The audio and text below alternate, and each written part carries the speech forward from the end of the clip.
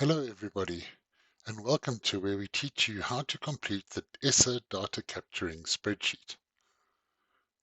Firstly, locate the spreadsheet in either an email or the desktop where it's been sent to you and open it up. When you open the spreadsheet, you'll be presented with Microsoft Excel.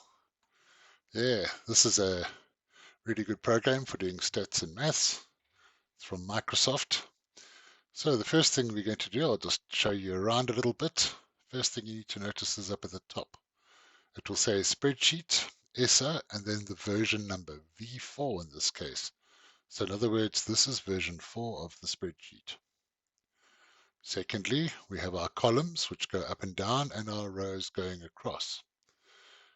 This sheet has got 51 rows, so it can accept 51 records that you have typed in.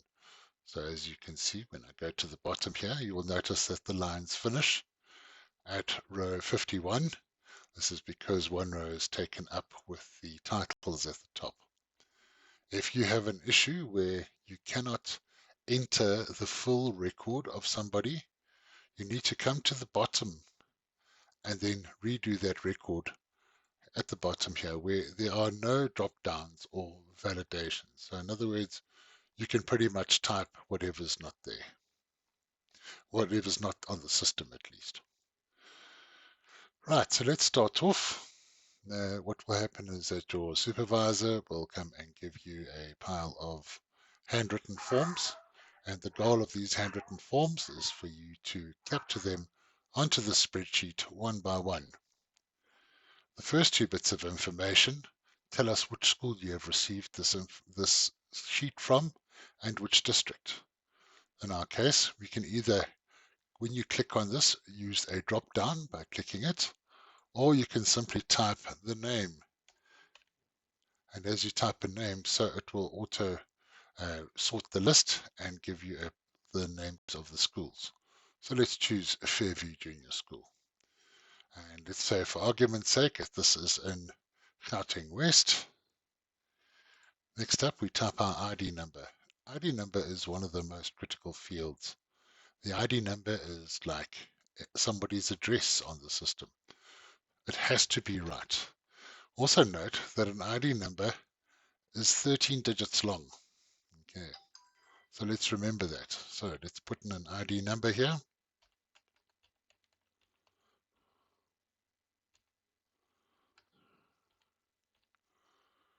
Right, once that ID number has been put in, we can see it showing here. You may have a situation where if you put in newer ID numbers, it may not show. It may show something that looks like a scientific formula. Note that you can still check it by clicking on the cell and reading just above it here in the formula bar. It will tell you the ID number. Next up, we take the date of birth. How do we get that? So as you may know, an ID number is composed, the first 6 numbers at least, or digits are composed of your birth date. So there you can see the birth date, starting from right to left, is the 30th of the 6th, 1970. So we type 30/06/1970. I'll put my name in, my surname. Under equity, we have a drop down which has the dominant South African race groups. In my case, I am white. Notice how I just click W on the keyboard and then white will pop up. Disability, yes or no, these are the options. I'm going to say no, I'll click in and no will appear. My gender is male, I click M and male appears. Under my marital status, I'm married. There we go, married. My criminal status, I don't have any criminal status. However, the person may be an offender or there may be a rehabilitated person. You will get that information on your application form that you're capturing.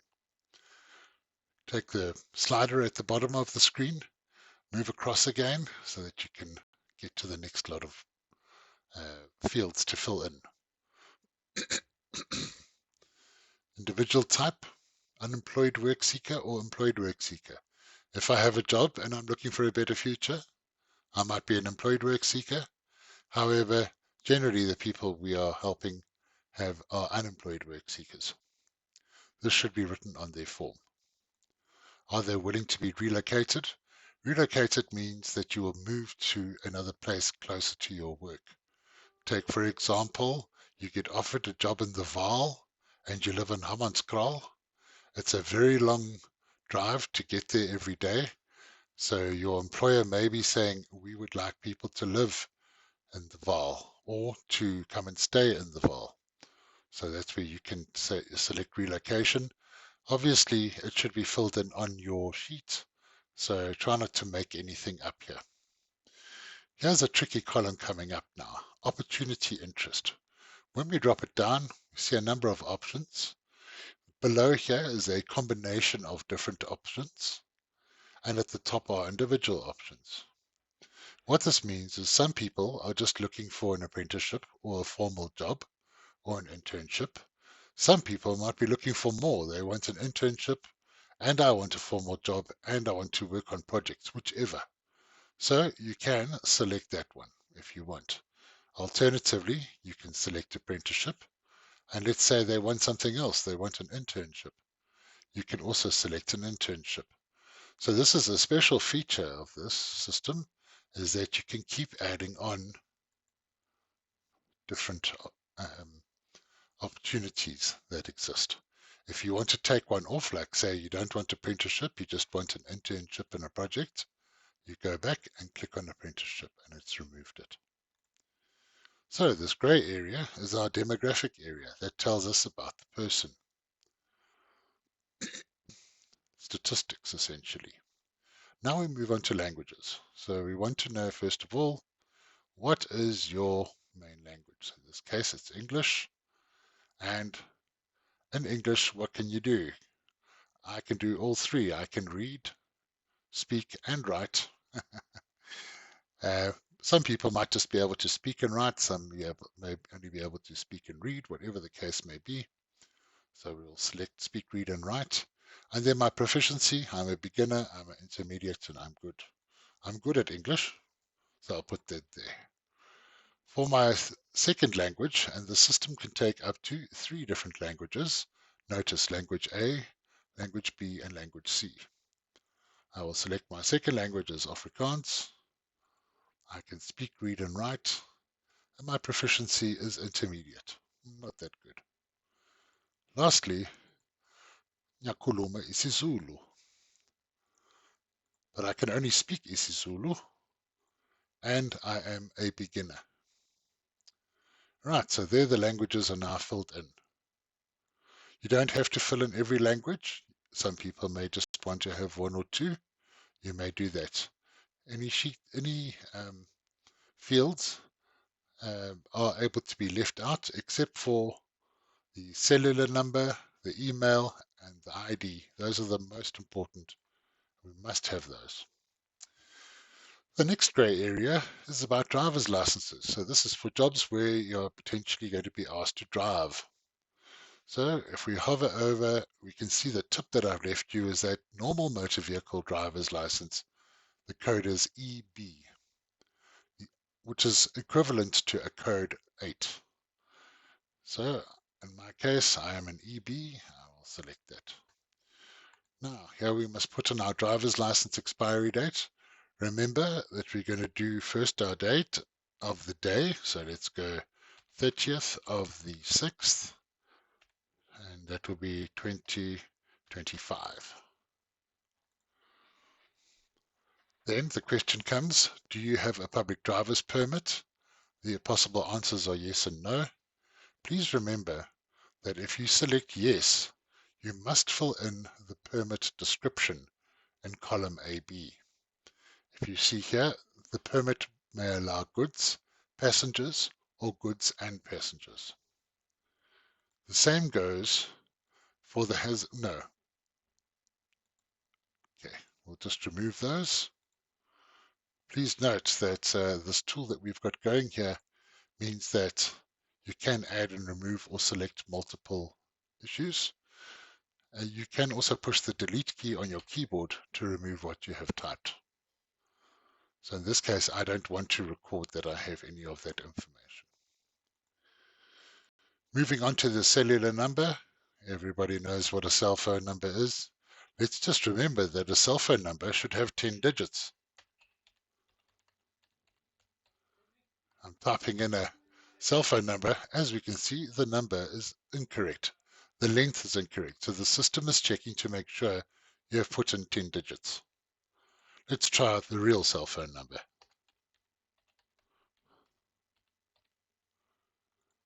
And there we can see the number is accepted. The same as with the alternative contact number.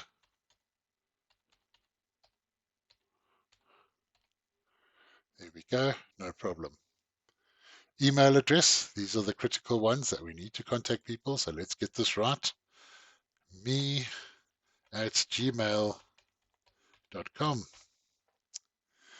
Okay, so that's the address. Things to note when you're filling in the address. Look for the @ sign. We must have an @ sign. We must have a dot sign, like .com. It's not a comma, it is a full stop. Okay. Also, people tend to switch it around. So they will write GAMIL, GAML, instead of Gmail. Please make sure that the sequence of letters is correct for Gmail. The alternative person's contact name, they may have given a contact, like say their mother, whatever that may be. Then we go to street address. So I'm lucky I live in town, so my street address is simple.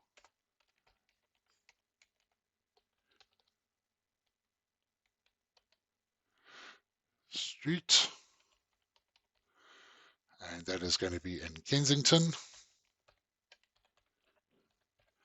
and that's going to be in Johannesburg, and it's in the province of, and I just pushed G, Gauteng. The postal code is there. Right, so there we have our contact information done. Moving on now, we need some educational information. First of all, the school information. Noticing with the options here, what we can see is we have the numbers 1 to 12. This stands for the grades, grade 1 all the way to grade 12. You may, however, find that some people will come and say, I have been to a technical school and I have an NTC1.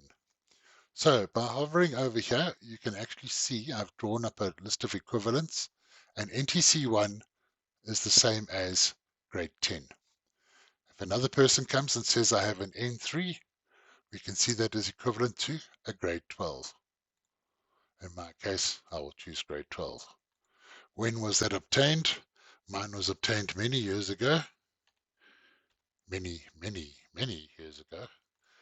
And my school, there it is. If somebody says that they have ABIT, it's Adult Basic Education and Training, there are 4 levels to ABIT. You can fill them in here and select which level that person is. Moving forward to school subjects. If you are talking home language is what we use, so we won't specifically say English, Afrikaans, Zulu, Siswati. We will call it home language. So here's home language, we'll select that. And then we need to select the score. Once again, this looks weird. Why aren't there 10? This is the way that school reports are these days. So let's have a look at the equivalence table. Right, I can see now when I did school, we got percentages. So for English, which was my home language, I got 59%. So I got a C, which is a 4. So therefore I can select a 4. The second subject.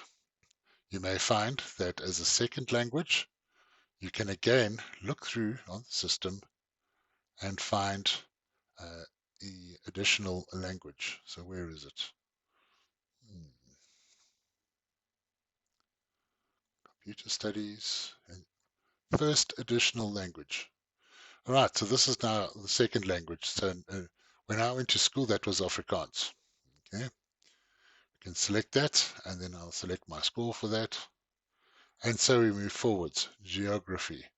We can just type a G, and geography will come up. What was the score for that? Let's give ourselves a score. Wow, I did well at geography. So we do that for 6 subjects. Okay, so if somebody has got 7 or 8, I would just suggest that you take the ones with the highest marks. Naturally, mathematics, if they have done it, is very important, as well as science. Right, moving forward, we have tertiary education. This is when you've left school and you are now studying or have studied. If we drop down under qualification name, we will find a whole list of different qualifications. Say somebody is done call center, they can type, there we can see we've got one, which is the certificate in inbound and outbound call center. Or perhaps management is what I did training on. So let's have a look.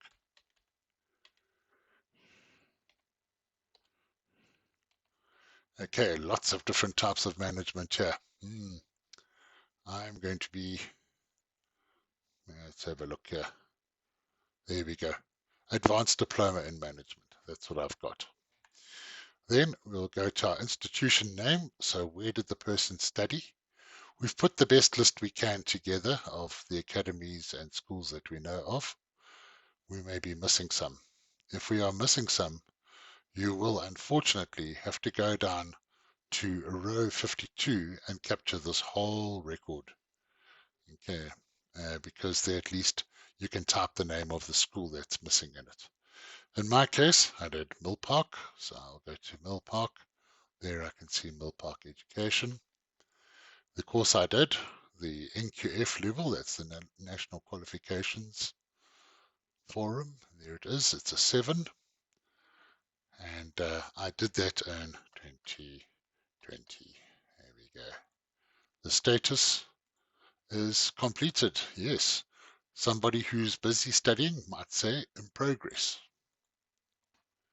So that's the tertiary qualification. We can accept up to 3 tertiary qualifications. Note here it says qualification 2. And as we move along, I'll scroll some more. So we get qualification 3. So for those really clever people out there who've got 3 qualifications, you can capture those 3. Moving forward to the blue area, and the final area is our employment history. So here we need to know if somebody has worked before, where did they work and what did they do? And who can we ask about it? So let's start off with the organization name. I worked at McDonald's.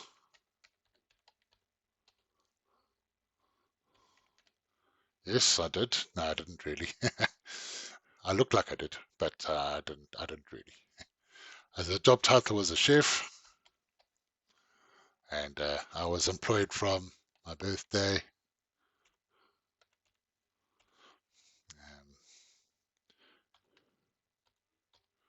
all the way up to my birthday again,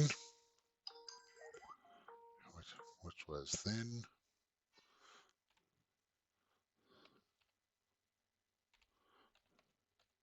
Right.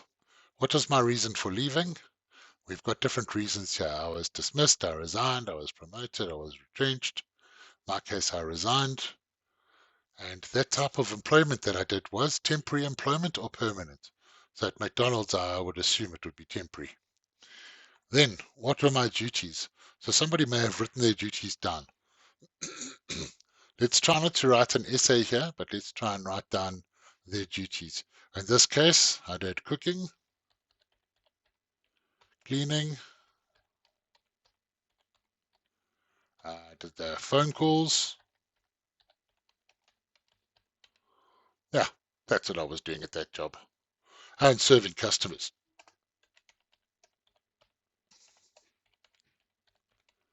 There we go. Right. Next, we want to know who can we phone to ask that you were working there. this case, we would all know who's the owner of McDonald's. It's Ronald McDonald. That's correct. The clown.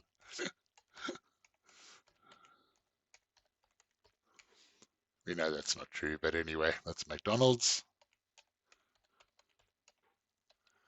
And the job that that person is doing will say that Ronald McDonald is the owner of the business. And what is his contact number?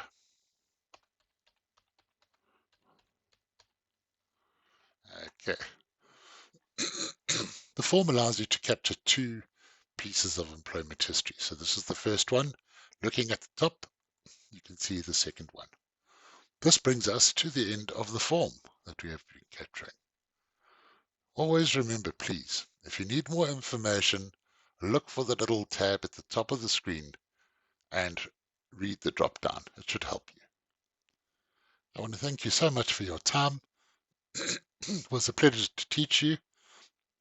The GPG is very grateful to you for your effort, and the citizens only ask of you that you capture their information nicely, accurately, and quickly. And let's give this country more hope, and let's give some people some jobs. Thank you for your time.